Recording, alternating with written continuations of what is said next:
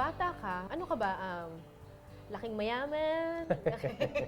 Natawa ka na kaagad, ah. Joke ko lagi yun. Pero laking ako, tabi ako ng kangkungan. Doon kami Hindi nga lumaki. talaga may kangkungan sa tabi ng bahay niyo? Yung tapat ng bahay namin, kangkungan yun. Talaga? Oo, so tatanda ko doon kami kumukuha ng kangkong Oo. para ulam sa bahay. Tapos yung nanay mo daw ay manikurista?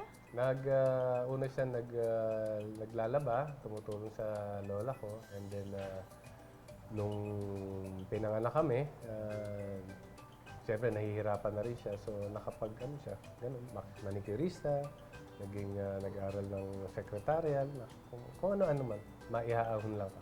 And then, nung time naman nun, kailangan ng magtrabaho ng nanay ko, so kailangan niya mag-abroad sa Australia.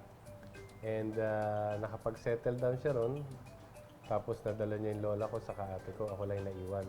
Ilang taon ka lang nun? High school. High school? First year high school. Mag-isa ka lang?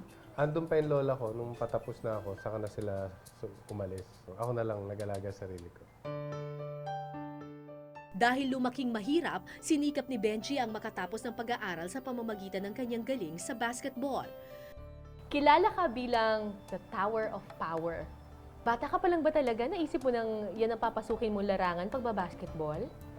Nung una kasi, di naman ako nagbabasketball. Kaso lang, matangkad na ako para sa age ko. And medyo awkward sa mga ibang kasama ko. And then nakikita ko, nanonood ako ng PBA. So, matatangkad yung players. So, ayun. Nag-decide akong mag-aral. Ang nangyari nun, may kumuha sa akin, nakita ko sa ligang labas. And then, pinag-tryout ako sa San Beda sa Mendiola. So, merong mga coaches doon na tumitingin-tingin and nakita ko. Pagka-graduate ng high school sa San Beda College, na-discover si Benji ng head coach ng basketball ng University of the Philippines na si Coach Jolie Pa. Paano ka napasok sa UP? Ang pinagawa ng mother ko sa akin noon, na sabi niya sa akin, ayusin mo yung papeles mo para tumuloy ka na rito. And then, may mga teams na kumukuha sa akin from other schools. Kaya sabi ko sa nanay ko, bigyan ko na ng chance yung sarili ko. Sabi ko, parang may future yata ako sa basketball. Eh. So, subukan ko muna. So, pinayagan niya ako. Sabi ko, tingnan ko lang yung college ko. And naging maganda yung resulta dahil from high school, nag-decide akong pumuntang UP and then first time din namin nanalo sa UAAP.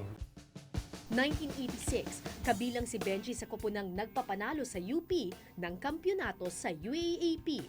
Nung dumating ka sa UP nung time na yon, ano ba, kulelat din ba yung UP nung time na yon? Hindi. Nung time na dumating ako, the year before that, lumaban sila ng championship. Okay. Then they lost against UE. Alright. So talagang kailangan nila nun isang sentro. And kumbaga, nung pumasok ako, naging ako yung missing link nung team na yun. Tapos kompleto pa sila. Kaya malakas pa yung team na yun. Tapos may tandem kayo ni Ronnie Magsano. Ronnie, yes. Dahil Oo. magkakakilala kami since high school eh. Oo. So yun ang malaking factor na nakatulong.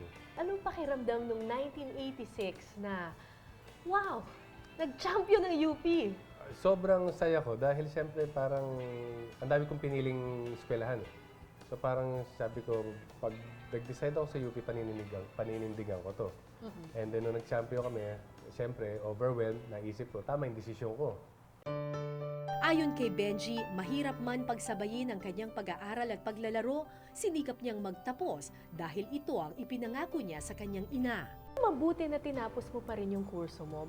Kasi, I mean, yung ibang tao, parang pag nakatikim na ng pagtatrabaho, iiwan na yung pag-aaral. Bakit ikaw tinapos mo yung kurso mo? Nung time na nag-PBA na ako, nakatanggap ako ng, meron silang tinatawag na advance eh, pagpirma mo. Tumawag ako sa nanay ko kagad. Sabi ko, ma'am, may pera na ako rito. Anong gusto mo? May kailangan ka. Sabi niya sa akin, hindi na, kailangan ko lang makatapos ka ng pag-aaral. Nabigyan mo ako ng diploma. Sinabi ng nanay mo? Sabi ko, pera na lang ba? Sabi ko, parang ayoko na eh, pagod na ako eh. Pero sabi niya, wag, yun ay pangako mo sa akin. So, pinangako sa nanay ko, pinindigan ko.